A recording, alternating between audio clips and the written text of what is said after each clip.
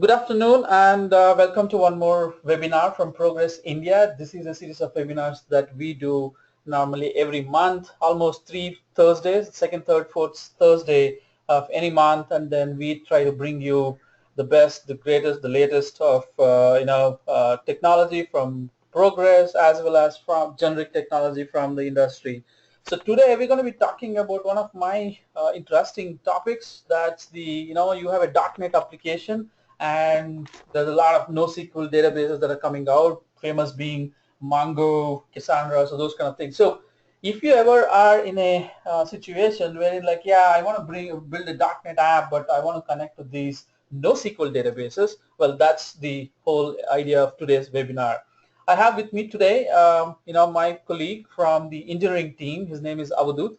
So he's going to be taking over the presentation for today, and we will be looking at how to connect your .NET apps to NoSQL databases. Avadut, all yours.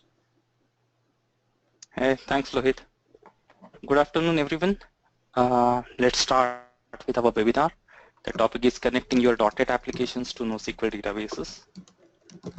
We will take MongoDB and Cassandra as our examples to see how we can connect to NoSQL through .NET.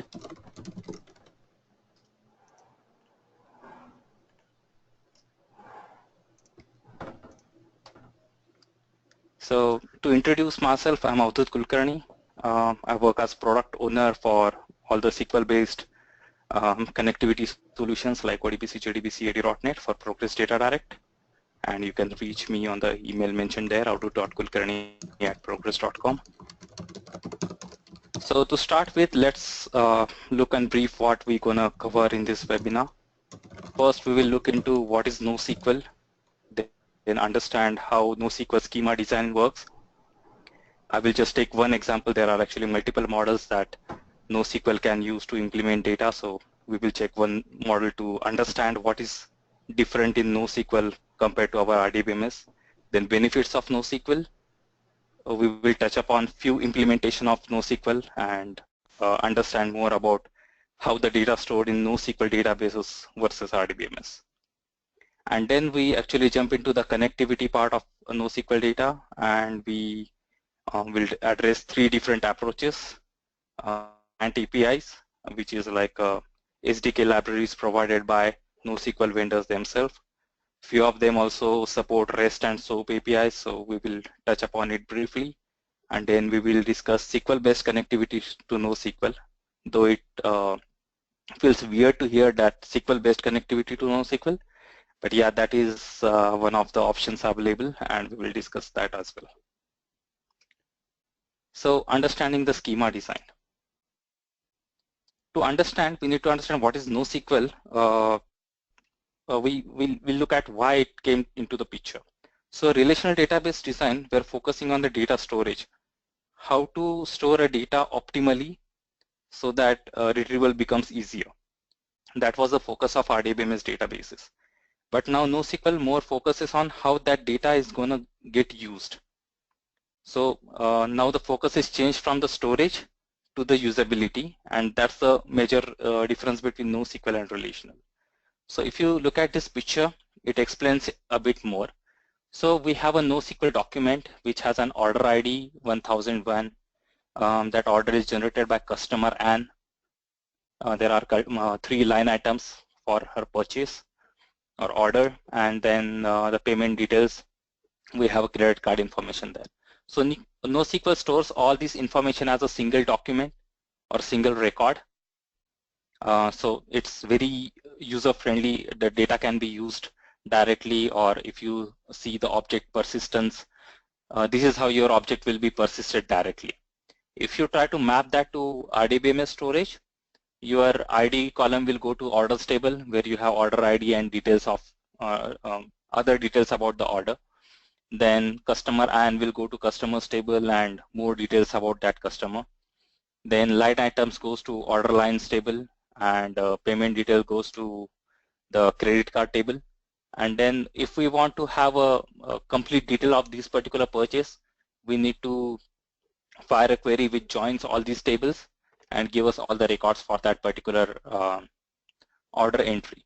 So here we can see that the storage wise, RDBMS is much more optimal. But if we have to retrieve that particular record, we need to do joins on multiple tables where NoSQL will directly can return the particular document. But disadvantage on NoSQL here is there will be data replication over multiple documents. Like suppose there are a lot of details on the customer, like its address and telephone number and everything. So that particular customer does multiple orders. So that can be data duplication, right? So NoSQL is more based on how the data is going to used, where RDBMS is more focused on how the data gets stored. So there are a couple of examples. So MongoDB stores data as a JSON documents. So you can see here is the name, then age, then status. These are the fields or properties of that particular document. Then groups, news, and sports. So looking at the groups are the interest of that particular person. So there looks like the Sue is interested in news and sports.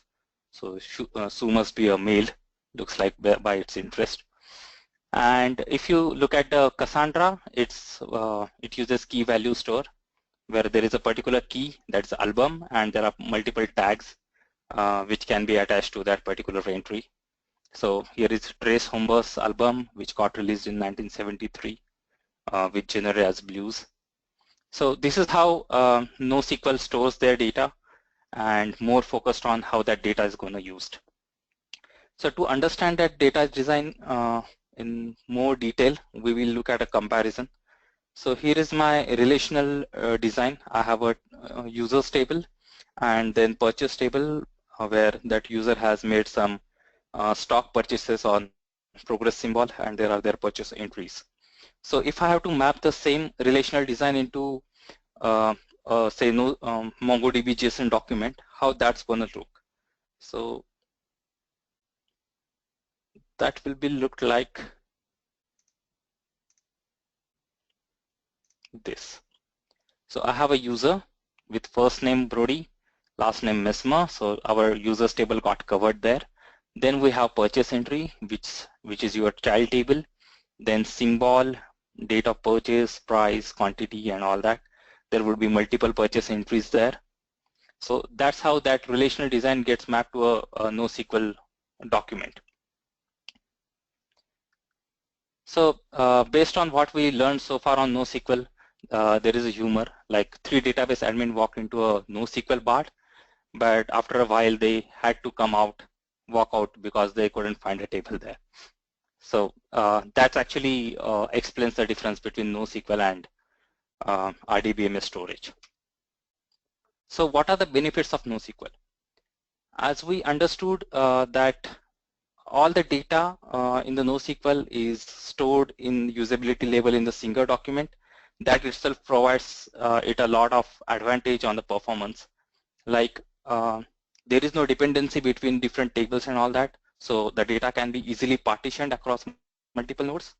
Then default isolation level stays at the document level because again there is no dependency. So that the read and write operations have very low isolation levels, and that's why the retrieval and write speed is better. Then object models, because it has a denormalized schema design, we don't need to have expensive joins there to fetch the complete data.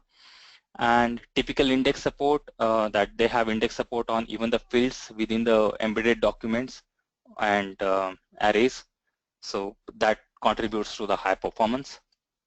Apart from that, high availability and fault tolerance, because now having multiple nodes is easy.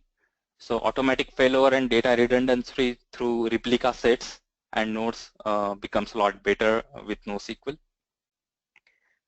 It's very easy to scale up and scale down, specifically when the NoSQL is able to run on commodity hardware, which is pretty easily available and don't need enterprise class servers to host a database service there. So that way it becomes very easy to scale up and scale out. And cost on the hardware side as well as the software side, the cost is much better compared to the RDBMS. So what are the different implementations of NoSQL? So we will discuss 3 examples today: MongoDB and Cassandra and MarkLogic. They have different storage models as well as different uses. So let's see MongoDB first. MongoDB uses JSON document stores as its storage model, and it supports two type of connectivity. One is client API and then pSQL, which is a SQL-like syntax, but not exactly SQL. The typical use case for MongoDB is web applications, especially when it's built with JavaScript. And because it uses JSON as a storage, it's very friendly, it's very web friendly and Node.js friendly. And when you keep storing the JSON documents, you can every document can have a new field or a new property defined in that document. So it has very dynamic schema. You don't have to worry about does that particular collection has a particular field or something. While Apache Cassandra is a key value store, it also supports a SQL-like language called CQL. Though again, the syntax differs in many ways, but yeah, it's very SQL-like, we can say. The typical use case for Cassandra is real-time analytic workloads, especially when there are heavy writes and desire for reporting. Cassandra majorly focuses on the availability and fault tolerance in its design. So it gives a very good high availability for the users. While MarkLogic has multi-model, it can, like we said, MongoDB uses JSON storage while Cassandra uses key value store. MarkLogic can store multiple types of data. So it's multi-model. It has API connectivity for data access, and typical use cases are search or recommendation engines, where we see on the portals like Amazon or Snapdeal, where we get, if once you show interest or purchase a particular item, we say, okay, you might be interested in these few other products as well. So that kind of recommendation engine is a good use case for MarkLogic. So additional benefit with MarkLogic is it can handle any type of data because it supports multi-model storage. So for this presentation, we will more focus on MongoDB and Cassandra on how we do the connectivity part. So let's see how many ways or what are the different ways to access the NoSQL data. One is client SDK, that is the client library provided by the NoSQL vendors themselves. Then we have REST or SOAP APIs for that connectivity, and then as we discussed, the SQL connectivity to NoSQL data. So let's start with client SDK. Almost every NoSQL database has their development SDK supporting different technologies like Java, .NET, PHP, and all that to allow the applications to integrate its data. What are the advantages of client SDK? Because there is a lot of complexity hidden behind the SDK APIs, like sometimes the authentication can be unique to a particular NoSQL engine, but then all this authentication complexity is hidden behind the APIs.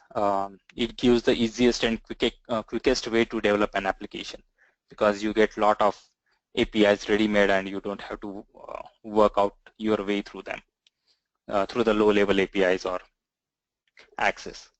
But there are definitely few disadvantages as well. Like these SDKs is not the core stuff that those vendors do, so the functionality may be limited. It creates dependency over vendor SDK, so unless that SDK has particular feature, you cannot use that in your application. And all these SDKs and their APIs are very vendor specific. So there is a lot of vendor specific learnings that you have to go through, which cannot be used with some other NoSQL when you connect to some other NoSQL data or some other data sources. So when to use the client-based connectivity is when you have a quick go-to-market needs. It's a time-critical delivery that you expect. Client API-based connectivity is the quickest and best way to go for. And then it's fine if you have vendor-specific integration. Vendor-specific integration is acceptable for your need, then client API-based connectivity would be a good choice. So let's see a few examples. Let's discuss client SDK connectivity with MongoDB. So in my example, what I have used is I have used MongoDB C# driver. So the NuGet packet link to download that MongoDB C# driver and getting started documentation links are mentioned on this particular slide. So let's briefly discuss what our sample is going to do. Right, I have two classes, my class and subclass. The idea behind is I want to store information about particular shapes into the MySQL collection. So square and circle are the two shapes which I will be inserting, and then a new shape which like I have added an extra column ratio, which is not actually a attribute of shape, but I will be creating that class and also storing into the same collection, just to give you how MongoDB dynamic schema works. And then I will try to select that collection based on number of corners in the shape are greater than 1 and number of ratio is greater than 1 and see what happens. So here is my .NET code. I hope all of you are very much familiar with the syntax. So first this is a client SDK connectivity. So this Mongo is a client SDK object. I'm creating an instance of that called context, doing context.connect. It's doing all the authentication and stuff. Though there is no authentication right now here, I'm not using any user ID password to get authenticated on MongoDB, but all the connection complexity is hidden behind context.connect. Then I'm choosing a database, testDB, and then creating a collection called my class. Now here are 3 objects, square, circle, and sub, which I want to persist into MongoDB. So first two, square and circle, you can see it has a common fields, corners, and name. But the sub, which is a subclass, we have additional field called ratio, which is not actually a shape property, but we have created that. So we are saving that in the collection in the bottom of this slide. And the next is now we are fetching the records from the collection. So when the item .corners is greater than 1, we are getting a list and storing that in superclasses. While when the ratio is greater than 1, we are getting that list and storing that in subclasses. Okay, and then printing the number of counts. So here the superclass count comes at 2 and subclass count comes as 1. That is fine, subclass count comes as 1 because the ratio field was only available for one object. So that looks good. But on the superclasses, the circle had 0 corners. The square and the subclass got counted in the superclasses because it gets saved in the same collection. So that same collection got automatically say expanded to store a new field called ratio, and that's how the dynamic schema of MongoDB works. So to go to the client SDK connectivity of Cassandra, again the same links, that NuGet packet link for Cassandra C# driver here, and getting started documentation. Let's see again what our example is going to do. We will create a table called users and then insert a couple of users like Salman and Shahrukh into our users table, and then select user based on the where clause condition. Okay, so here you can see the CQL syntax, which is much like SQL queries. So here I'm building a cluster and adding a contact point, which is my server details, then connecting to a particular cluster called test, then dropping my test table, creating that test table, inserting the records for Salman and Shahrukh. So most of the details for all these, both of these are same, like both are Khans, both live in Mumbai. Yeah, I'm aware of their real age, but I believe there will be a lot of fans in audience today for both of them, so didn't wanted to upset them with by putting their real age there. And yeah, the last part is session.execute, where we will try to filter one of the record, like Salman's record from the users table, and print the result. We will print the first name and their age. So once we run this program, we will get the name Salman and its age. So this is how the client SDK connectivity for both MongoDB and Cassandra work. If we get enough time at the end of this presentation, I would maybe show you the actual programs that I have compiled, and probably we can have a real demo there. Then let's go to REST and SOAP API based connectivity. So here actually some NoSQL vendors expose their low level APIs over REST or SOAP. So when they expose that low level APIs on REST or SOAP, few of those have their client SDKs use these APIs internally, but few of them also have some binary protocols directly, which allows connecting directly to the NoSQL databases. So it's not guaranteed that always the REST and SOAP will be underlying APIs for client SDK, but yeah, in few cases that's the story. So few of these vendors support this REST connectivity out of the box, like CouchDB is an example, which supports the REST APIs out of the box, which is storage, while some needs extra setup to have the REST enabled on their data, like Cassandra and MongoDB both fall in that particular example. So today I'm not going to discuss on what is that extra setup and how to set up that, and discuss how that example would work on Cassandra and MongoDB. So we will not have any demo or example on the REST-based connectivity to MongoDB and Cassandra, but we will touch upon what are its advantages. Usually when we discuss about REST connectivity or SOAP connectivity to NoSQL. So usually these APIs are more flexible and performant than SDK access, and the vendor-specific learning is low compared to the client SDK, because the REST is a standard to some way, so that knowledge base will be common. So, and the API level learning we still need to do, but that will be comparatively low than the learning you need to do when you are using client SDK. On the con side, it's more complex to integrate compared to SDK. Like I've given an example of authentication or connection. There is a lot of complexity behind those APIs, which you will need to take care of yourself when you are using the REST API connectivity or SOAP API connectivity. So when to use, the performance is key for you, the application performance, because it's you get more control with the APIs. You can write a better performant code compared to the client SDK when you are using the REST-based connectivity. And this integration will be less vendor dependent.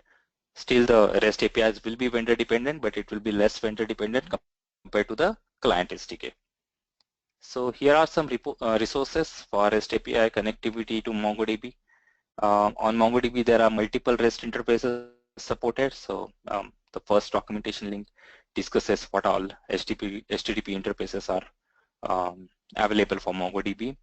Then the another link discusses building your first MongoDB application using REST. So it will be give you a smooth start with REST connectivity if you want to do that.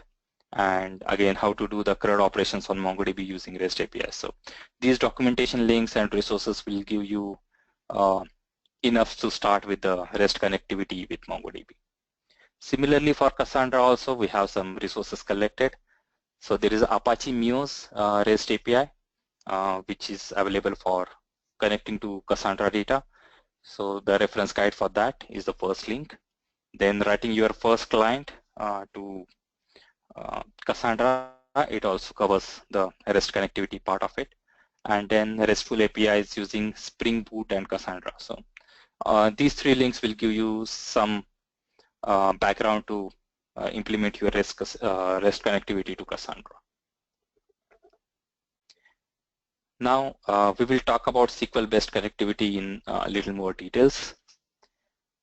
So none of those vendors actually provide any SQL drivers or direct connectivity to their data through SQL.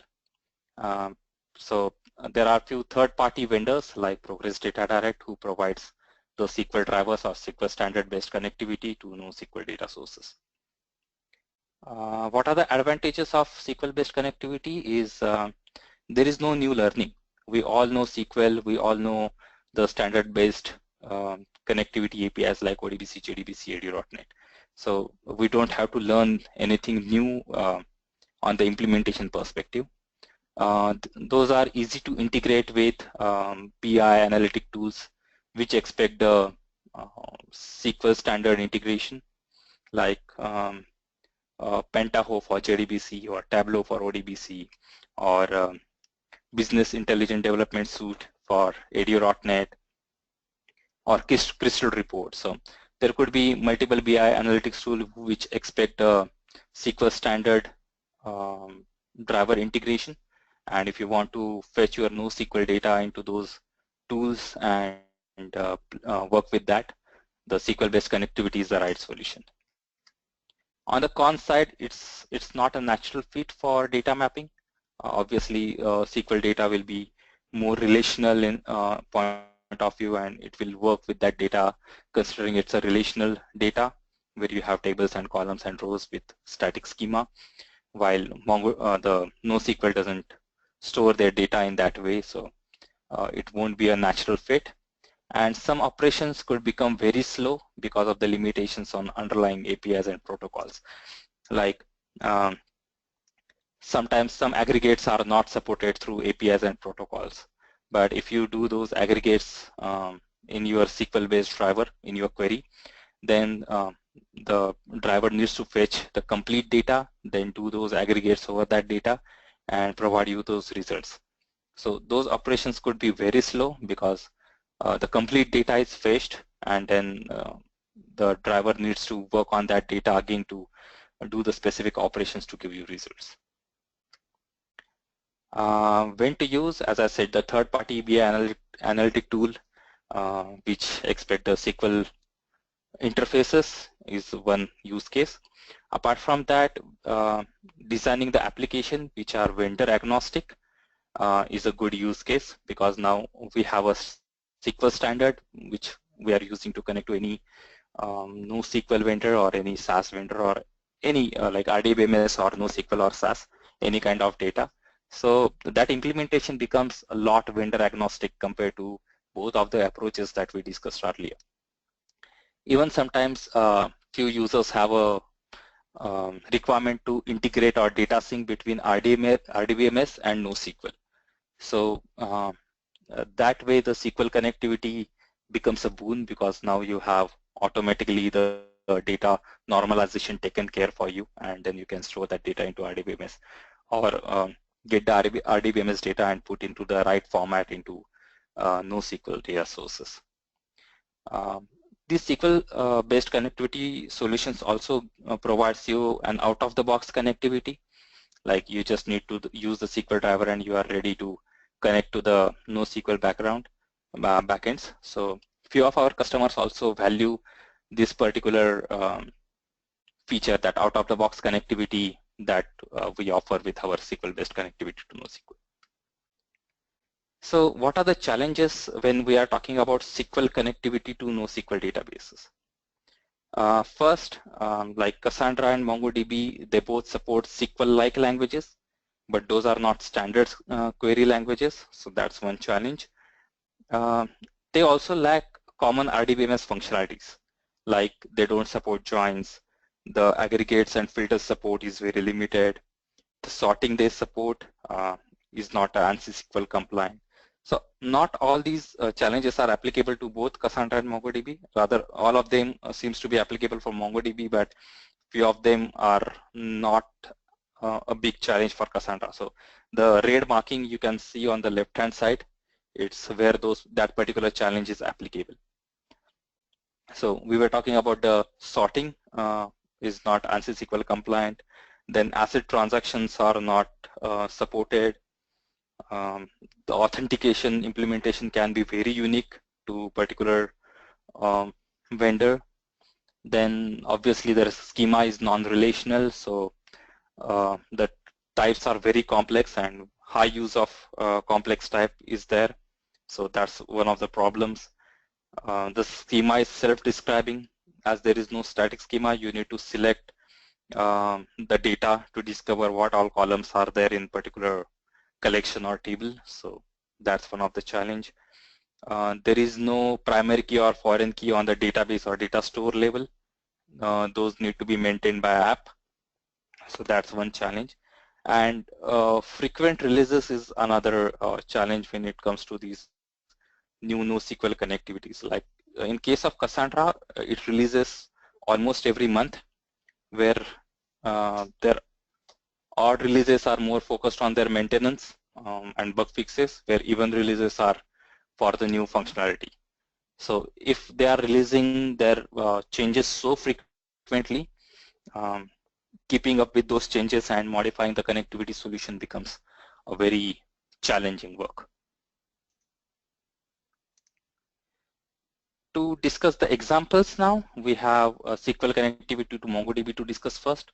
So we will try to use the ODBC driver for MongoDB and Cassandra both, and we will implement a .NET ODBC bridge solution to access data in MongoDB and Cassandra through the .NET application. So here is a download page for our MongoDB ODBC driver and the documentation. And okay, what this sample is going to do is, as I discussed, we will use a .NET ODBC bridge.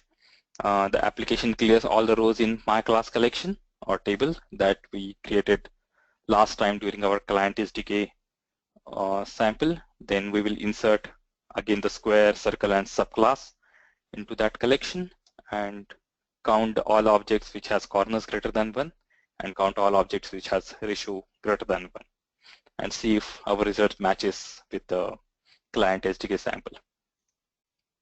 So here is the code that we can discuss.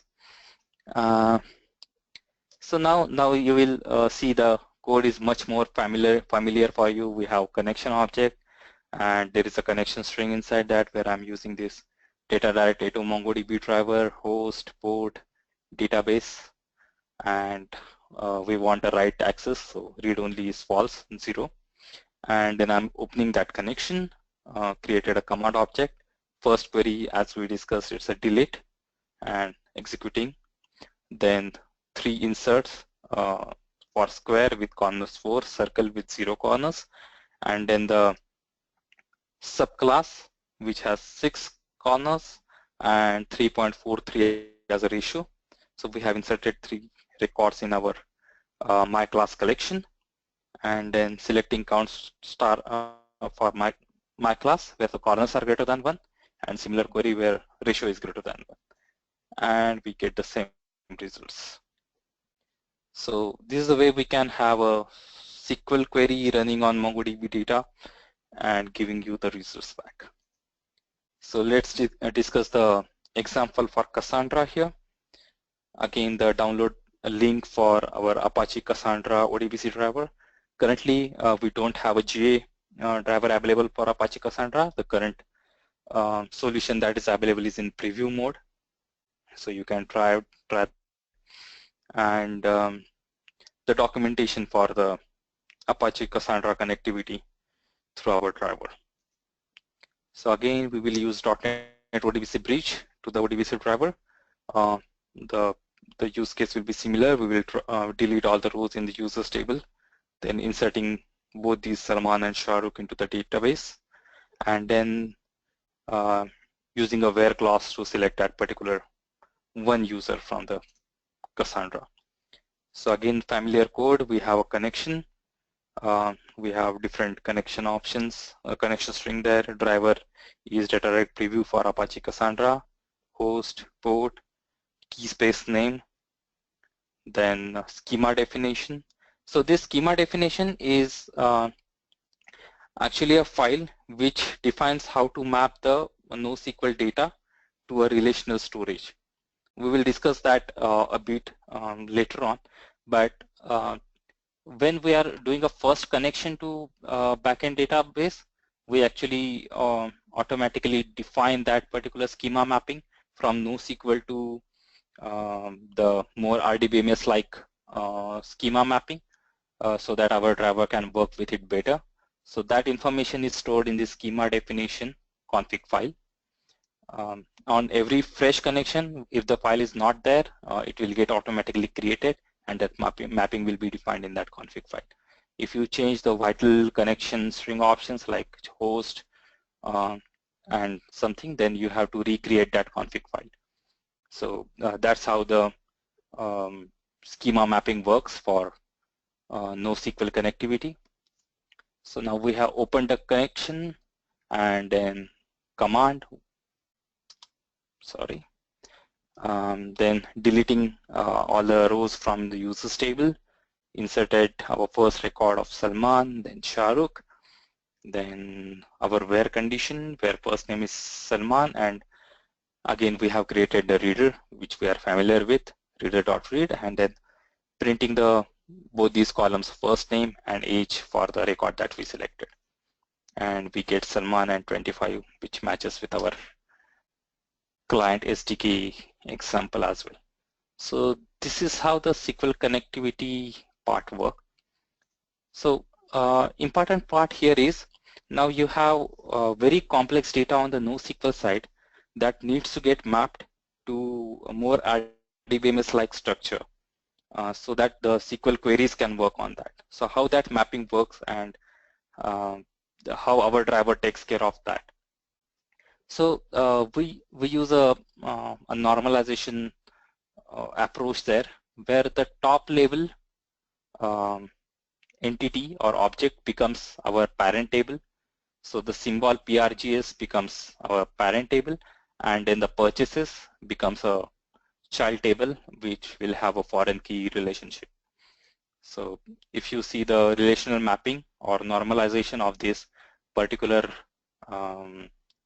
JSON document is we have a table name stock with ID as 1 and symbol as PRGS, and now that gets referred to another table name called stock underscore purchases, and there we will have multiple entries. So stock ID is 1, date of purchase, price, quantity, coming.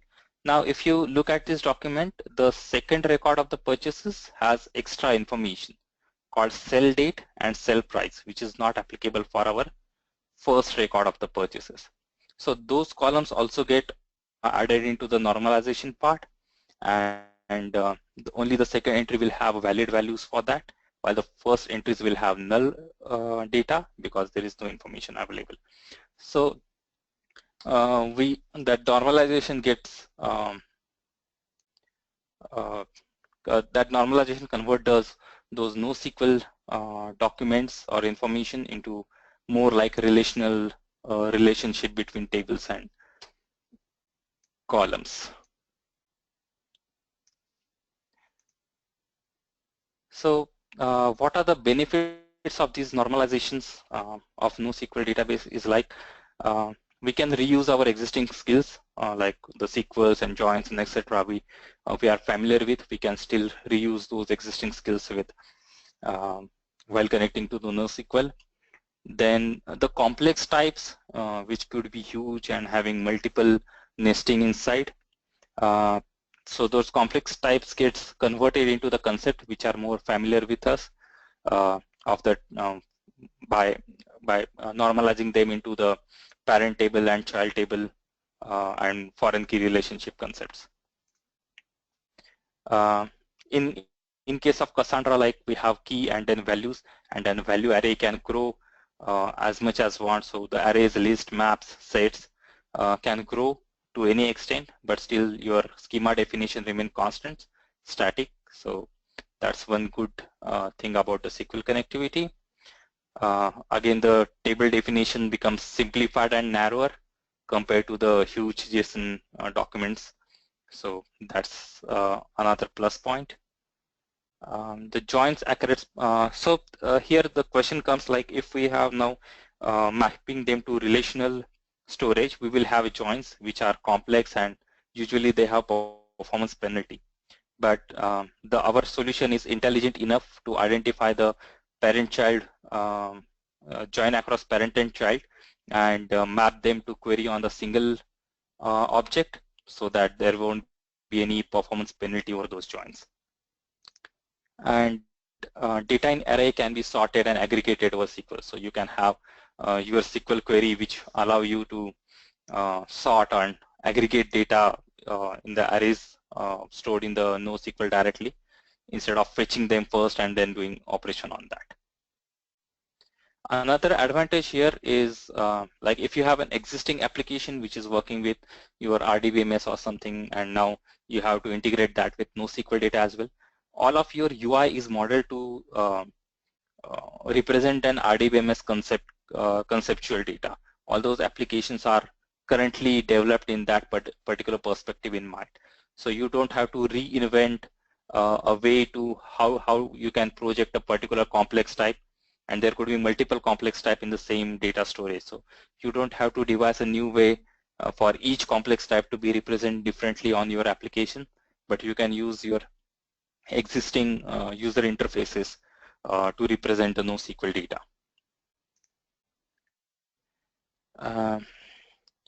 So on the recap, we have NoSQL, which is a non-standard, non-relational way of storing information. Client SDK API, these are the easiest way to reach NoSQL data from applications. Though it might be limited, and creates dependency on SDK libraries, and you have a lot of data source specific learning there. But this is the fastest way to go to market with connectivity for NoSQL. Then REST APIs, it's a bit more complex but provides more flexibility. And then we have a SQL API-based connectivity. There is no data source specific learnings there. We already know our SQL and the standard-based connectivity APIs. Then it's best when we have BI on analytics tool integration, which expects SQL connectivity.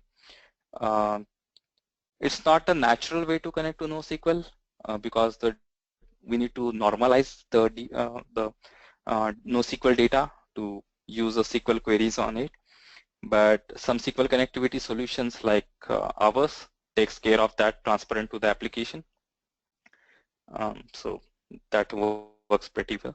So one point of guidance there is, if you are looking for SQL-based connectivity for NoSQL or any SAS data sources, how that normalization works, the normalization techniques is the key criteria on how you can choose the right SQL connectivity solution for your NoSQL data source.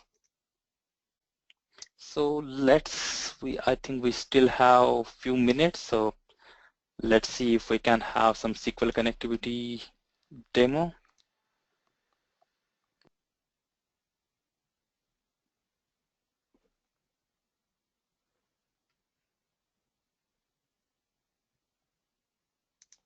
So let's see the MongoDB SQL connectivity demo very quickly.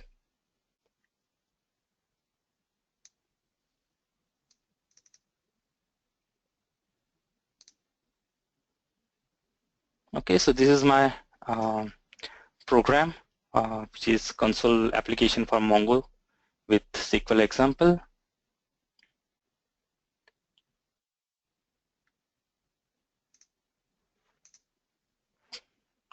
So in references, I don't have anything because I'm using the inbuilt ODBC bridge, the ODBC connection.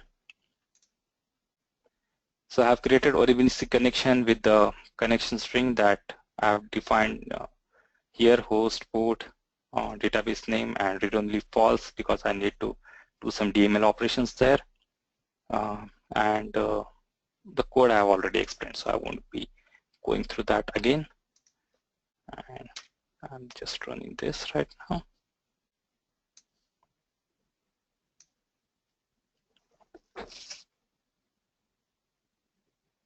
So we got the superclass item count 2 and subclass item count 1. So we have these corners 4 and 6. These two got selected in our first query, while second query just got result from this insert.